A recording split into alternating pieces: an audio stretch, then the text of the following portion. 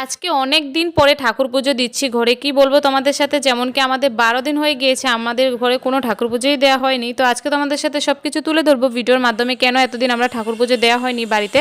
তো ভিডিওটা লাস্ট পর্যন্ত দেখো বন্ধুরা, তো বুঝতে পারবে। তো হাই এভরিওয়ান, তোমরা সবাই কেমন আছো? আশা করি অনেক ভালো আছো। আমি তোমাদের চম্পা নতুন একটা মিনি ব্লগ নিয়ে চলে এসেছি। আশা করি আজকের ভিডিওটা তোমাদের অনেক ভালো লাগবে।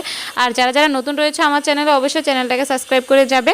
তো দেখতেই পারছো আজকে সকালবেলায় ঘুম থেকে উঠে পড়েছিলাম, উঠে স্নানটা করে নিয়েছি। এখন ঠাকুর পুজো দেওয়ার জন্য ঠাকুর ঘরে গিয়েছি। তো দেখতে পেলাম কি ঠাকুর ঘরে জল ছিল না, কারণ অনেক দিন হয়ে গিয়েছে, 12 দিন হয়ে গিয়েছে ঠাকুর পুজো দিইনি। তো তার জন্য ঘরে জল ছিল না। তো কি করা যাবে, তো বালতিটা নিয়ে চলে এসেছি জল ভরানোর জন্য।